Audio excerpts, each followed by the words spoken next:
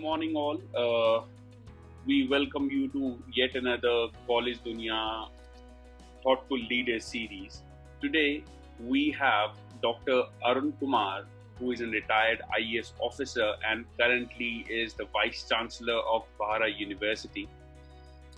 We welcome you to our show, sir. It's a pleasure to have you with us. It's my privilege to be here with you. That's great, sir. So, to begin with the interview, first question is, being the Vice Chancellor of Bahara University, what is your philosophy of leadership and how would you describe your leadership style? Karan, thank you very much for inviting me. In fact, I came to the academics after having spent my entire life in the bureaucratic cauldron.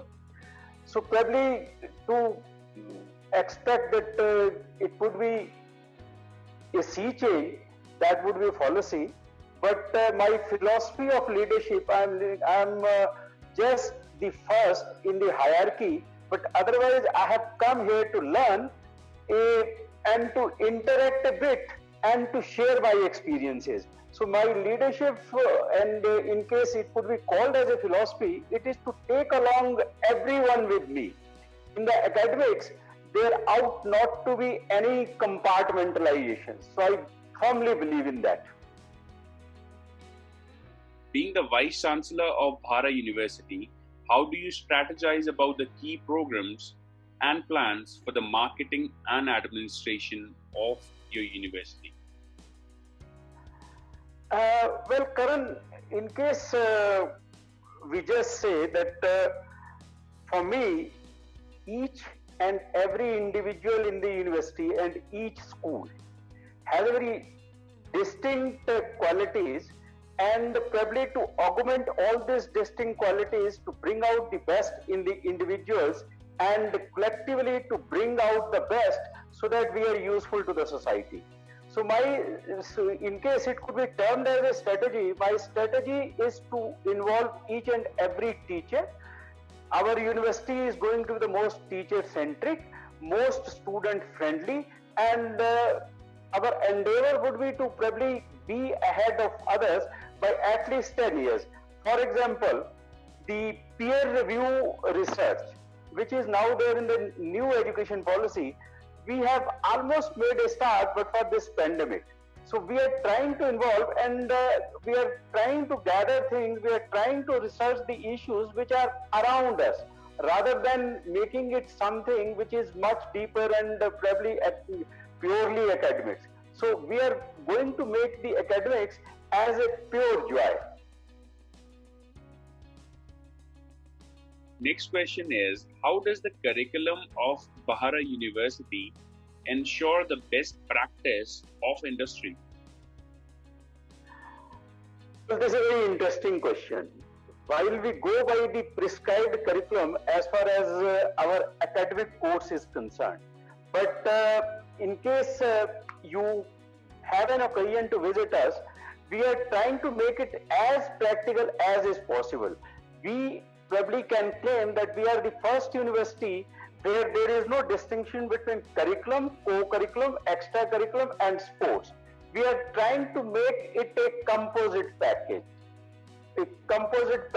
which makes rounded individuals. So for example, we are introducing the students and keeping them away from the so-called curriculum, the syllabus part, for the first 15 days. We would be imparting them soft skills. We have already started them some of the training inputs which would be useful for them in getting a fruitful employment. And in any case, anyone passing out from Bahara would, I presume, and I can claim with a bit of immodesty, that he would be a well-rounded individual. So that is the only plus point, and which probably takes away all other major positives out of the curriculum. Amazing, sir. Very well put. And what do you think your roles and responsibilities to the university and the students are? Well, as I told you just now, that probably we are not keeping ourselves confined to the curriculum only. So anything For example, the students in Bhara University, they have the go-ahead that they can pose any question, be it pertaining to any part of their life, any part of their life. We would be very happy to share our experiences and then to mold it so that it is useful for them. So the roles and responsibilities, I would be more than proactive.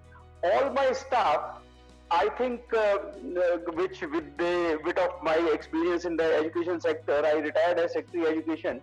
The teachers are slightly reticent and withdrawn.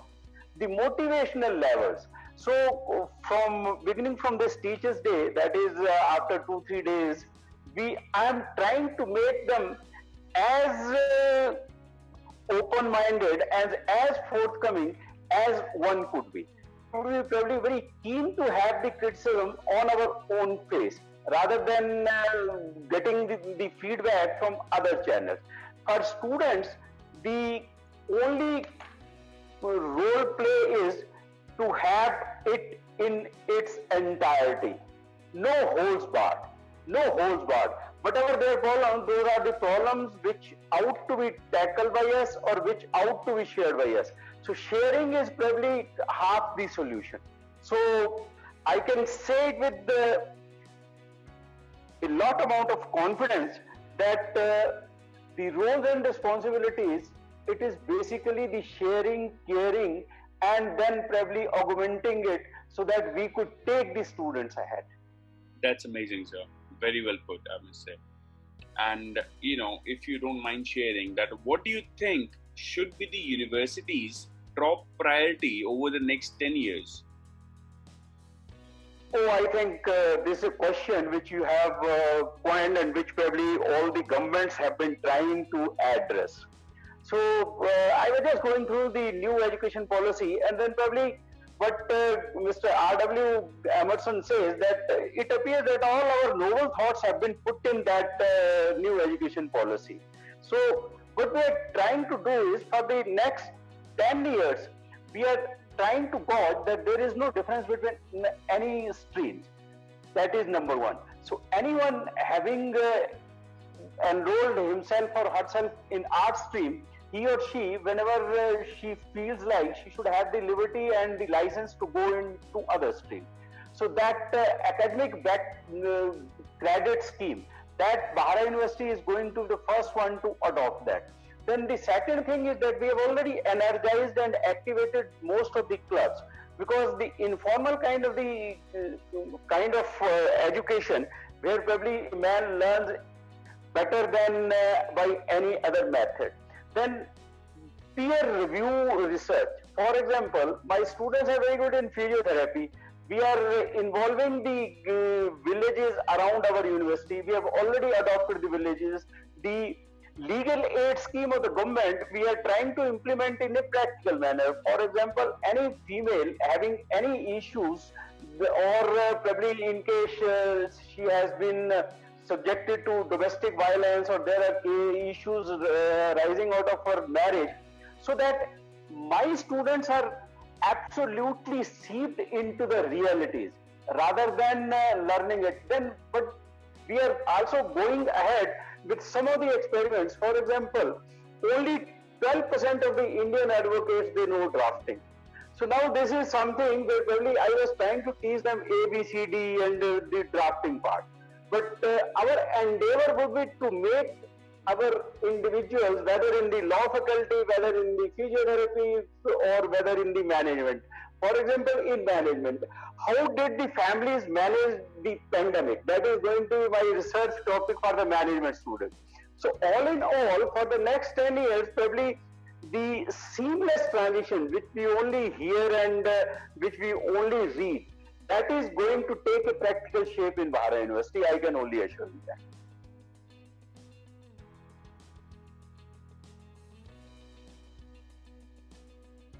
Looking ahead to the next question, what would you like people to know about your university which they may not know? No, I would like the Bhara University to be known as open university, where probably the ideas have a free flow, where the implementation, it just not percolates from upside down. it emanates spontaneity. And the most important aspect is that we are not going to have any compartmentalization. The pedagogical changes, it would be the prerogative of the teachers. The teachers would not be judged by their teaching loads, etc. They would be more than encouraged to evolve some of the methods which they feel is the most appropriate for our students. So Bhara University should be known as where we are open to all kinds of ideas. What do you see as Bhara University's greatest strength? No, my greatest strength in terms of, apart from being probably located in this beautiful part of the state, the teachers and the research orientation which we are just now seeding. So it would fructify into a major tree. We are asking, I have in fact had an interaction with the government where I have requested that any kind of policy research, any kind of empirical data which may either help the government in reviewing its policies or in formulating the new ones. We are opening ourselves to any kind of research. Can you imagine that we are experimenting with anything which is applicable to our local situations? For example, Himachali cuisine. We would be experimenting in our hospitality department. We would be very keen to have the after effects of anyone undergoing physiotherapy, or probably the kind of psychological relief one gets. So every stream is going to be involved in the ground level activities, and Bhara University is going to have the ground beneath its feet for all times to come. So that, I presume, is going to be our greatest strength. That's amazing, sir. Very well put, I must say. And so how do you tend to establish a healthy relation and environment in your university? I think whatever I have spoken, in case each one feels a part of the university and inseparable one. So for me, each and every employee of the university, each and every student of the university, each teacher of the university, and all of us, we in the so-called ministerial jobs, we all constitute one happy, healthy family, the Bhara family. And the Bhara family is there for future. It is not going to be contented with the laurels either in the past or probably the contentment of the present. So that is only my vision, and that is going to be the environment, and that is going to be the all-round strength. That's amazing, sir. And just before we wrap up this interview, one last question, or it's more of a suggestion that, what would you, any suggestions which you would like to give to the current youth and the aspiring students? I think the only problem with the students is that probably after every stop, they feel that it's a full stop. So there can't be any full stops. Each end opens up new beginnings. Each curve has a new road ahead of them. So just don't lose heart. Temporary setbacks are going to be there, but these are the stepping stone for your future. So we'll go by this dictum.